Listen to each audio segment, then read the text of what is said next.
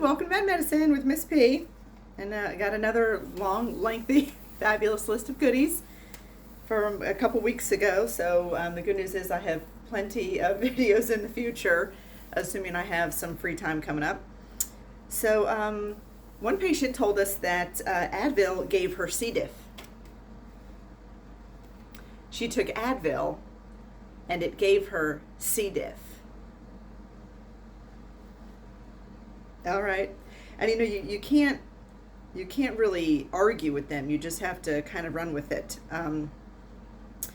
One patient said that she had a breast reduction because she had a motor vehicle accident with a shoulder injury. I don't know why she would give us a reason of having a breast reduction. Usually it's just the one reason, but I just say, okay. In that little box that I love so much, someone wrote in and said, make sure the A-team attends my medical procedure. I'm going to put a call into Face and see if he can get BA and the whole gang together so they can attend her medical procedure. Attend it. I'm going to pull up a chair and okay. Oh, one of my all-time favorites. Oh, I guess my light just died. One of my all-time favorites is the patient had a hernia removal. You know when you remove the hernia? You take the hernia out. You just take that hernia right out of there. Just remove the hernia. Make a hole, grab the hernia, pull it out and take it, throw it in the garbage. Hernia removal. We're a little crooked too. Okay, hernia removal. All right. And, oh gosh. Okay, 71-year-old man. He was so sweet. I'm trying to get his history, and we're going through the whole thing, and he says, I can't even. I hope you guys aren't, my heater's on is probably loud, so if you hear that loud humming, it's 30 degrees in this room, and despite me asking my daughter every Tuesday morning to open the spare room to let the heat come in, she never is going to, so I have to have my heater on for just a little bit here so I don't freeze to death. But 71-year-old man, he's saying how Lord knows they can't ever use the word hydrocele. They have no idea what that is. So he's like, well, I had that one surgery for the fluid buildup. I'm like, okay, did you have a pleural effusion? Did you have a chest tube with orthocentesis? But he's like, no, there was a lot of fluid all built up. Okay, what, God, a pericardial, was it around your heart? Was it around your lung? And he goes, no. And then there was silence, and then he yells, nutsack. A 71-year-old man yelled nutsack to me. So then I said, oh, you had a hydrocele. Okay, I understand. And then he kind of sort of giggled under his breath. He was like, sorry about that. Then he just realized that he yelled nutsack at a nurse. But he had a hydrocele, not a nutsack fluid buildup surgery. It was a correction or repair of a hydrocele in his nut sack. All right. Oh God. And then this it was 87-year-old man. Let me just tell you, the old man have 0 F's. Old men have no F's left. They do not care, and they're just going to say what they say, and I love them for it. This guy said, I said, have you ever had MRSA? And he goes, oh, I don't even know her. That's just good stuff right there. That's just, he immediately became my favorite patient. You could have a hat or I don't even know her. He was adorable. And I love when they can throw in funny stuff and not go on tangents and keep you on the phone for 40 minutes. They just say funny little things here and there to where you're like, I'm going to come see you. When you come in for surgery, I'm going to leave my desk and make sure I come see you because you are that adorable. Another patient said they had a root canal. When you put the canals up in the roof canal. It was probably a typo, which doesn't make it less funny. Oh, yeah. I had a little pet peeve here. Usually I end it with a pet peeve. And I'm sure, I bet you all can completely understand this pet peeve. When they're showing you certain clothing, whether it's Shaperwear, Shapermint, or, Spandex or Spanx or whatever it was, stop putting a size 2 girl in those clothing to show me that she doesn't have any back fat. That bitch didn't have back fat to start with. So that little Shaperman thing did make it go away. She never had it to begin with. Just a little pet peeve I had to interject there. Every time I see it, it infuriates me. Oh, this person said that the surgery they had was a reason of tissue for MRSA. The reason of tissue. Recessin, I don't know, but I'm like, did you have an IND? An incision and drainage, and like an irrigation of whatever abscess you had that was MRSA? Okay, no such thing as a resin. And maybe there is, I don't even know. Maybe there is. I don't think so, though. Oh, and this one kid wrote in that, and he wrote this, like these were his words. I'm not even kidding. He literally, and I thought maybe, like, what did he mean by that? Maybe it was a typo, but you tell me how this could be a typo. It says, like, the reason you're having surgery, and in the box, he wrote this, I kid you not. I don't even know what it is, but he said that he had a torn ACL and a damn meniscus cup. Damn that meniscus cup. All right. I got nothing, but okay. One of my all-time favorites, my coworker hung up the phone, tears in her eyes. She comes over laughing, and she turns towards me and she said, "This guy just told me he's having a right eye vasectomy." All right, that right eye is no longer going to be able to procreate. Right eye vasectomy. Listen, I've been a nurse 30 years. I have never heard that one. That is a good one. Oh, in that little box that I love so much, one patient wrote in, COVID protection. I don't know what that means. I protect them. All right. Oh, prostate cancer of the lung. Yeah, this is another one from my coworker. She sends me little messages and texts me when she gets funny stuff like this. Prostate cancer of the lung. Maybe Mets. Maybe it metastasized to the lung. I don't know, or vice versa. And another patient asked her, and thank God these are the patients she's getting, because I can't help it. I mean, I'm not going to give you an entire lesson, but I can't help but educate a little bit when something crazy comes up. When this patient says that she's having a cystoscopy, and then she says, "Are they going to go through my vagina to look at your bladder?" No, they're not going to go through your vagina to look into your bladder.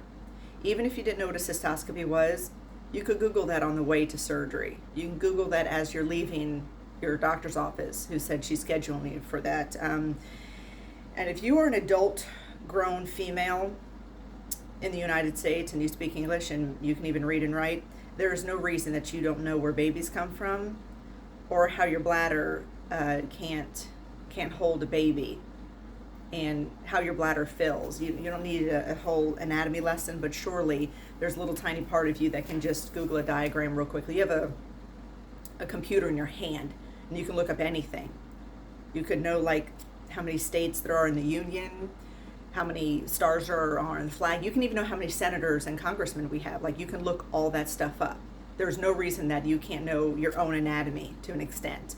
I mean, you don't have to know all of your little endocrine secretions and crap like that. I don't, but surely you should know like a little bit of your own anatomy, especially if you're going to have children. If you're going to procreate, you should be able to teach them correctly as well. But that's not likely. Oh yeah, this another patient told me that she had a really bad reaction from the Imitrex. She got a really bad headache from Imitrex. Are you sure you didn't have that headache when you took the Imitrex? You think it got worse? All the doctors and I were sitting at the desk and we were talking about, like, that's 3 or 4 of them. We're laughing at how people think that, like, Phenergan makes me nauseated. Are you sure you weren't already nauseated before somebody gave you Phenergan or before you took it? Because chances are that's why you took it. You were already nauseated. You can't possibly know if it made it worse unless you've done it 4 or 5 times, and then consistently every time you took the Phenergan it makes you more nauseated. The only other thing you could do is not take the Phenergan and see if your nausea goes away without any treatment. Same thing with the headache. If Imitrex made your migraine worse, how would you know that? Unless you had, maybe a study of 10 migraines, 5 you took it, 5 you didn't. One got better, one didn't, and then you can figure it out. But otherwise, that's probably not what happened. But, we don't even have it. We can't give it to you, so don't worry about that. Yeah, so again, here's the thing. If you have a hysterectomy, that's your uterus. Not your tubes, not your ovaries. It's just your uterus. That's all there is to it. Can you tell everybody? Would you be so kind as to tell everybody if you have a hysterectomy, they took your uterus? Whether they left your cervix or not, don't care. That's just a little, I'm assuming they would kind of have to. Or maybe sew something up, close something up, so things aren't just open up into your pelvic cavity. I don't know, but surely you recognize that your patient told me that she had a complete hysterectomy, and then 2 years later, they removed her ovaries and her tubes. I've never heard of them leaving some of your uterus, but maybe does that mean that they left some of your cervix or your cervix entirely, or I don't know. If you guys know and you can clear that up, let me know, because it's really irritating that everybody thinks that salpingectomy and oophorectomy have anything to do with hysterectomy. They don't have to be related. They often are, but they don't have to be. Oh, another patient said that she's really worried about what kind of meds they're going to give her because she's real susceptible to meds. She's susceptible to meds. That's not what that word means, but all right. Oh, yes, and don't even get me started on the word vomit. Just, if somebody asks you a question, and I'm pretty talky. One of my coworkers once texted the other coworker, who immediately tattled on him and said, Gina just said more words in 5 minutes than I will say all day. So I'm pretty talky, but when someone's asking me my medical history and I know that they're at work, I'm not going to tell them about my entire day or my sister's life or my mother's childhood. Just answer the question and don't tell us your entire life history. Oh, yeah. So I was asking this other patient, about when do you think that surgery was? She was, a couple years ago, like 20 or 21. She's like, yeah, 20 or 21. What I was asking is, can you narrow it down to 20 or 21? And then she literally just repeated exactly what I said to her, but that's okay. And here's the other thing. When I'm asking you when your surgery was, and you want to say, oh, God, I guess that was about 5 years ago or 10 years ago or 8 years ago or 6 years ago, here's the thing. It's 2023 right now. If you can't do that math in your head and just give me a number, I hope you don't drive yourself here. Not one patient can ever do the math on their own. They're always like, God, I guess that was about 8 years ago. And I want to go, okay, well, this is 2023. So if we take that 3 away, then another 5, which would make 8, that's 2015. So you're saying your surgery is in 2015? Now, I don't do that. I just do the math and type it in. But why can't you just, if you think it's 8 years ago, do the math in your head and then just say 2015? That's too much work. I know. I'm asking too much. Oh, yes. I had either I did or my coworker had a cardiologist on the phone, and that's right. No, this was a cardiologist. It was my coworker. He says he's allergic to latex, and I don't understand why it's so tricky about what latex is. Latex is natural rubber. That's it, period. That's all there is to it. It's not an adhesive. It's not certain other materials. It's not the powder in gloves. It's none of those things. It's rubber.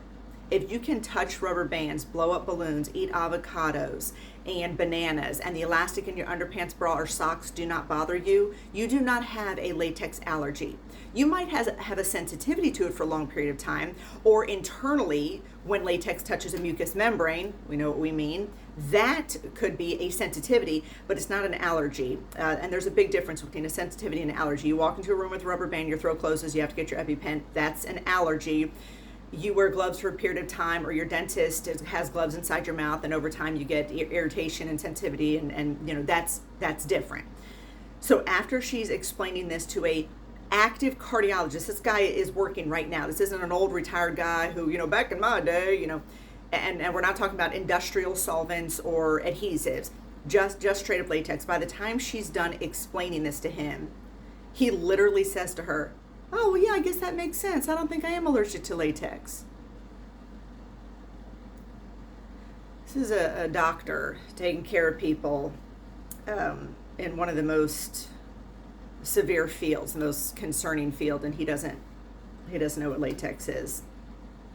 All right, that's a little concerning, but she fixed it all up. She educated him, and now he knows the difference between latex and everything else that is not in fact latex. So what are you going to do? Okay, that's it for today. Well, I'm going to save the rest for next Tuesday, and it's going to be great. Face your fears, forget your failures, follow your faith. Love y'all.